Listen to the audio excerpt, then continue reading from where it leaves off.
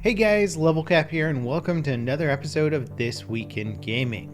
We got our first look at the new map for PlayerUnknown's Battlegrounds. Expected to be playable in early April, the new map is set on a tropical island. It's a much smaller map than the two currently available at 4 by 4 kilometers. It's only slightly bigger than the military base island on Erangel. From the brief amount of footage PUBG Corp have released of the map, it looks like a more condensed version of Erangel with less complicated buildings and more vertical gameplay. The terrain also looks quite a bit more smooth, so players frustrated with the driving mechanics on the desert map shouldn't run into the same problems here. As for how the rounds on the map will actually play out, it's anyone's guess at this point. When a lot of players land at the military base on Erangel, most of them end up dead before the first circle starts closing in. We'll have to see if the new map's more complex terrain and layout will help spread players out, or will it drive them closer together. That said, I'm really looking forward to the new map. When the desert map was first announced, the devs said it was going to be a smaller map, but they later changed their minds and gave us the game's biggest map to date. And it really seemed to exaggerate the slow pacing issues of PlayerUnknown's Battlegrounds. A smaller map could be just what the game needs to feel more consistently paced. The devs also announced an event mode for PUBG featuring new game modes for a limited time. The first game mode is an 8-man squad variant of the regular mode with the drop rate of rifles doubled. This is the first of many event mode options. Future modes will have more experimental options and gameplay. The current mode is limited to third person on Erangel. Console PUBG players are getting some more meaningful performance improvements. The latest patch implemented some textures and vehicle profile changes to improve the game's often unstable frame rate.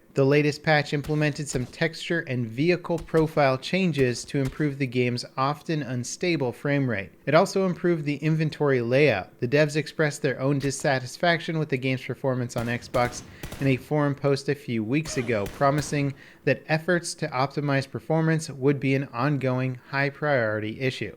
PUBG's performance at launch on Xbox One was well below optimal. It often dipped to 15 frames per second or lower, especially with parachuting and in firefights. Since then, several updates have been released targeting better overall performance.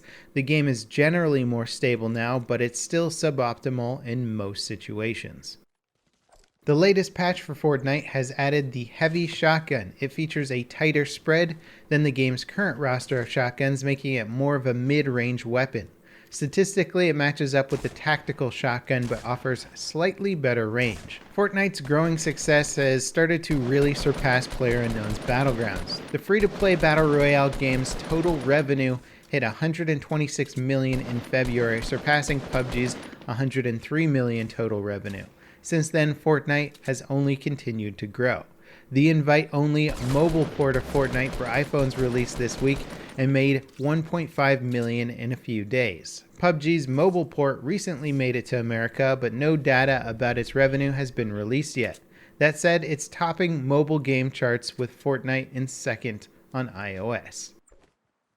First-hand impressions of the upcoming Battle Royale game Mavericks are coming out of this year's Game Developer Conference. Mavericks is touted to support 1,000 player matches, with 400 player matches being the most basic mode. Whether or not that's actually realistic has not yet been confirmed. The demo available at Game Developer Conference attendees was more of a limited tech demo than the full-blown experience. Only a few players were able to play at once and in a limited area of the map.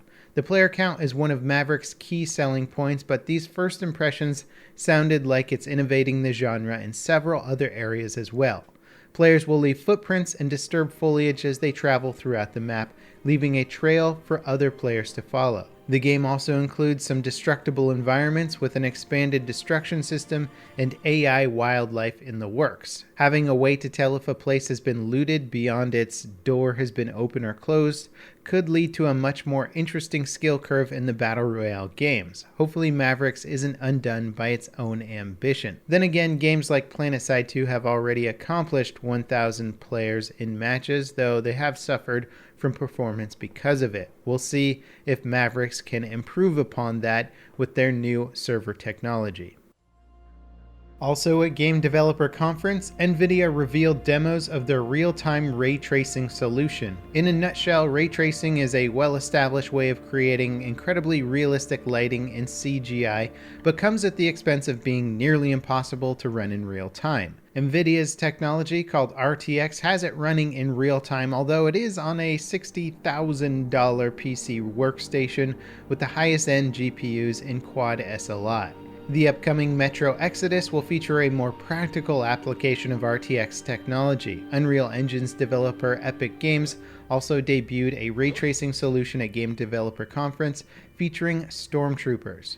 While the presentation itself was a little buggy, the visuals were stunning. What makes ray tracing such a big deal is that it generates lighting and reflections all by itself dynamically. Currently, for developers to create highly realistic visuals, they often have to do a lot of tricks to try and fake a realistic looking ray tracing effect. Some engines do this better than others, but it always ends up being a lot of extra work to sort of fake it. With ray tracing becoming more of a realistic lighting tool, developers will be able to just get in there and light the scene how they want to, and not have to work so damn hard on making things look photorealistic. Electronic Arts is teaching an AI to play Battlefield 1. The AI technology is self-learning, meaning it isn't programmed to be good at the game. It observes samples of human gameplay, then trains against other bots. So far, it seems like the AI is already pretty capable. The footage EA has released is promising. This kind of technology could replace the more scripted AI common in video games today, making computer opponents smarter and more tactical. It could also lead to much better bot systems for multiplayer games, blurring the lines between bots and human players. The applications for single-player games with realistic AI opponents is pretty much endless. The most recent update for Star Wars Battlefront 2 was the first step in a major overhaul of the game's progression system. It unlocks all heroes and their ships for all players who own the game. It also includes a laundry list of tweaks to the game. If you want the full details as well as my thoughts on the update, be sure to watch my video covering the update. Without question, this is easily the most important update that the game has received since launch, and it should be bringing a lot of players back to the game who were initially upset with the original progression system. Details about a potential remaster of Call of Duty Modern Warfare 2 have potentially leaked following a listing of the unannounced game on Amazon Italy. Priced at $25, the remaster supposedly doesn't include the game's multiplayer component. Modern Warfare 2's multiplayer is easily one of the most successful in Call of Duty's history, so excluding the multiplayer doesn't seem to make a lot of sense. The listing had a release date of April 30th, so if it's actually real, we'll know soon. Free-to-play MMO shooter Defiance 2050 is getting a closed beta in April. 2050 is a total overhaul of the original Defiance game from 2013 that served as a tie-in with the sci-fi TV series of the same name. The original game went free-to-play in 2014, and the show was eventually canceled in 2015. The new game will feature upgraded graphics, a much larger scale, revamped game systems, a new class, and new progression system. If you're interested, you can sign up for the closed beta on the game's website linked below. It runs from April 20th to 24th and is only for PS4 players.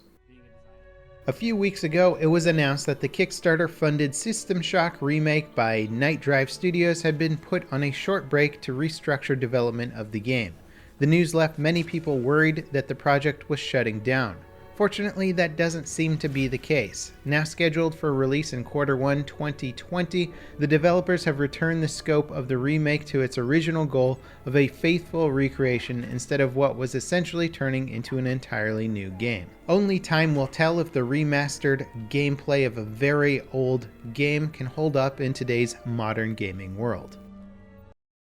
Public Alpha 3.1 of Star Citizen is just around the corner. It's been in limited testing this month and features a number of performance improvements. 3.1 also gives us our first hands-on experience with one of the massive multi-crew ships in the game, the Aegis Reclaimer. I created an in-depth walkthrough video of this ship, so be sure to check out that video. It's actually a long video because the ship itself is so massive and so high in detail, it really takes a long time to get through all of it. Anyway, that wraps it up for today's episode of This Week in Gaming. Let me know in the comments what story you enjoyed the most, or if there was another story you wish we had covered. As always, thanks for watching, and we'll see you next time. This is Level Cap, signing off.